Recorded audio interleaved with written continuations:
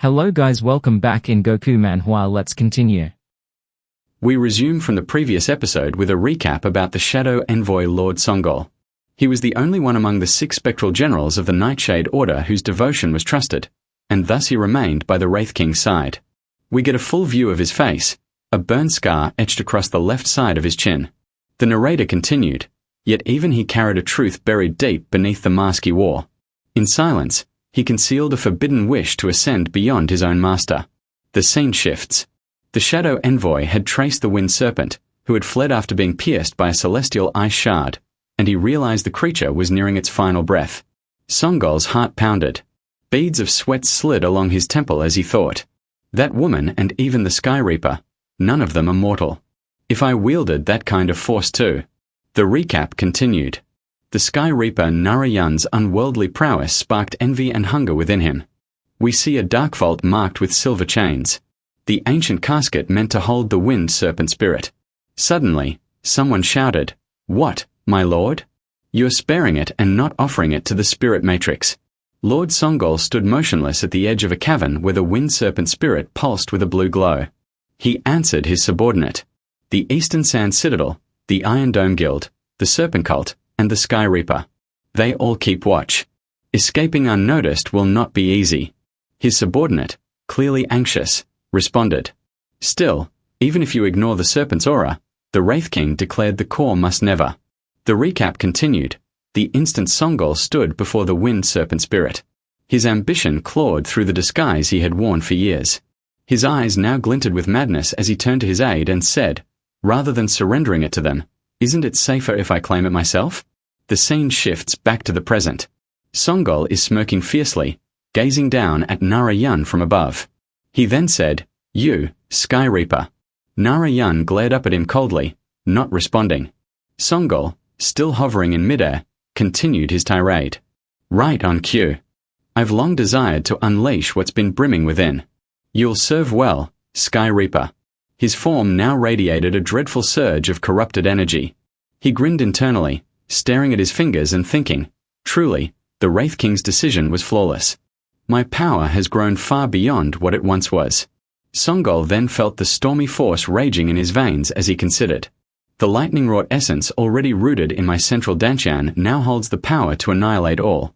He glanced down at the deep chasm below and thought, my only regret is not draining more from a spirit. He kept his gaze on the Wind Serpent's essence still emitting intense celestial energy. He reflected, had I dared to absorb more of its strength, I might have been reduced to ashes. But then he sensed a presence soaring toward him. Narayan charged with immense velocity. Songol met her head-on, and their clash ignited the air. A sword formed from roaring tempest energy took shape as Songol's hand began to tremble.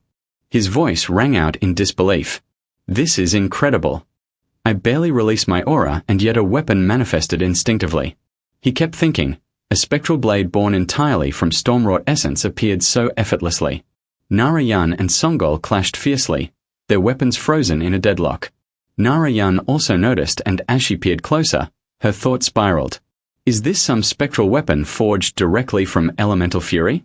Judging by the overwhelming spirit resonance pulsing from the relic. Her thoughts continued. He hasn't absorbed it entirely. And still, he's channeling such terrifying strength. Could this be more potent than the Falcon WRM's heart since that one's essence was older and faded? Songol now howled with wild delight as sharp spectral energy burst from his limbs. With firm resolve, he cried out, "Sky Reaper, you've stumbled into your nightmare." He vanished in a burst of wind in front of Narayan and questioned, "You know what truly decides a duel between 2 rivals at the same peak?" Songol surged forward, dodging her strike. He appeared behind her in an instant and said, "It's momentum."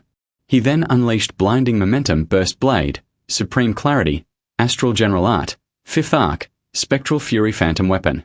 He struck at Narayan from behind, but a swift parry neutralized the blow, forcing Songol back just slightly. Songol reeled in surprise. She's keeping up with me. But that's not the only thing. The duel continued in a whirlwind of rapid slashes. Narayan wound spun and sliced while Songol deflected, redirected, and retaliated. Songol pondered. This Sky Reaper, how does she adapt like that? Both fighters moved with explosive speed, their collisions echoing through the terrain with concussive shockwaves.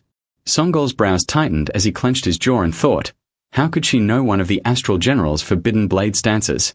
Then, in a flash of brilliance, their blades clashed and rebounded, pushing both warriors apart to avoid being consumed by the echo of their strikes. Narayan braced herself again and analyzed even the highest-ranked astral technique yields no edge over him. She improvised rapidly. If that's the case, then only one route remains, an endgame maneuver. Narayan locked eyes on Songol and summoned a silver frost weapon in her left grip. Focused and calm, she scanned her memory and thought. Among the legacy techniques from both the Sky Reaper sword forms and the Astral General martial disciplines, only 2 combinations allow simultaneous use of left and right forms. She reminded herself. One carries dangerous rebound damage if mistimed, so precision will be everything. In her right hand, she summoned a crimson flare sword, while her left bore the silver frost blade. Songol observed with awe and mused. Remarkable. She's wielding dual techniques without flaw. He added to himself. Now it's clear. She's not ordinary. Narayan accelerated toward him with full intent, her Sky Reaper sword form in one hand, and Astral General martial discipline blazing from the other. Songol didn't move, standing resolute, ready for collision as his mind hunted for clarity. The fatal opening within the dual-wielding stance, there must be one.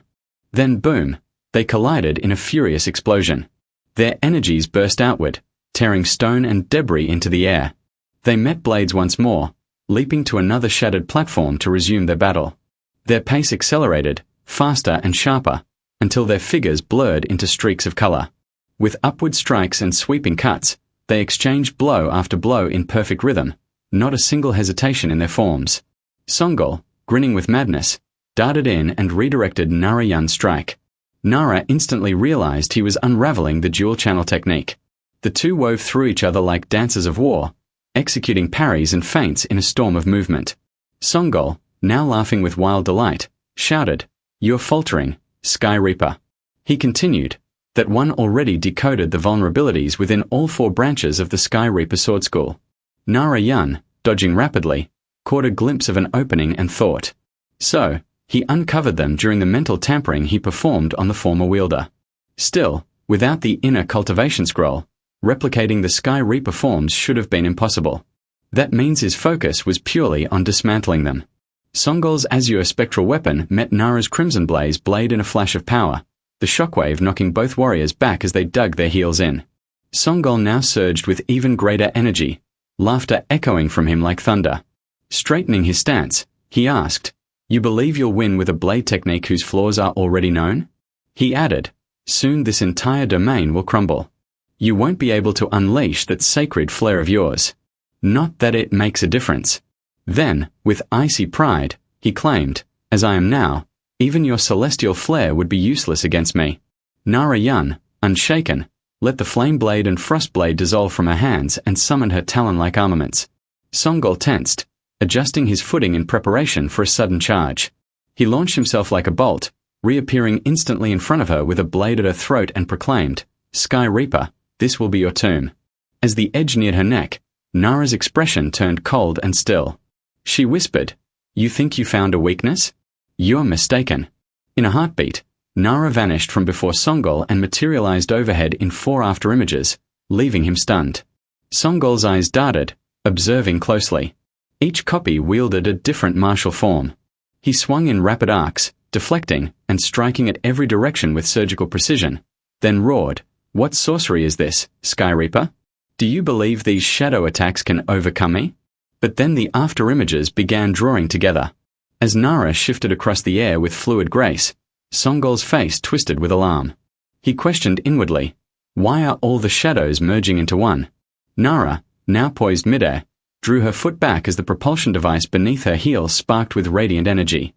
With blinding precision, she darted forward in an instant, catching Songol entirely unprepared. Before he could raise a defense, Narayan's blade pierced his left shoulder. Songol clenched his jaw, shocked. "What is this?" He swung back with a horizontal strike, only for his sword to cleave through empty air, a fading afterimage. His gaze snapped around, sharp and alert, as sweat streamed down his temple. Thoughts raced. She disappeared. Am I losing ground in speed? Where is she now? Nara reappeared behind him in a flash, a phantom at his back. Songol turned, striking at a blur, but she was gone again. Just as she re-emerged with another attack, Songol twisted suddenly and blocked the incoming slash. Relief washed over him. I stopped it. He kept parrying as Nara unleashed a torrent of blows, but doubt clouded his mind. The Sky Reaper style was all she ever trained. If I keep breaking it as before, I can hold out. Then pain flared. Her next cut traced a line from his shoulder to his midsection. He stumbled, his breath unsteady. I blocked that one, didn't I? Another blow followed, striking his thigh and sending him to one knee. From above, he saw several strikes descending all at once. Bracing himself, he tried to parry them with trembling arms. He wondered, these transitions, these feints, only the celestial Astra method could allow such fluidity. He cursed beneath his breath. That Sky Reaper. She's fused both the celestial Astra method and the Reaper style into one seamless technique. Narayan's eyes narrowed as she grinned faintly. She murmured to herself, impressive. Your regeneration outpaces even the one who bonded with the WYRM's essence. Her voice tightened as she whispered, let's see how long that lasts. With a deadly arc, her blade severed Songol's arm from his body. The limb spiraled upward, blood spraying in the air like crimson mist. A splash of it hit Nara's cheek as she narrowed her eyes with cruel resolve. We'll begin with the left, then. Songol collapsed backward, clutching his wound, staring at her in horror and awe. Energy crackled violently around them as the battlefield trembled, remnants of their powers distorting the very air. Above them, the sky fractured into faint glowing lines. The clash of legendary martial paths was nearing its final stage. To be continued in the next chronicle, where blood will speak, and truth will be tested in steel.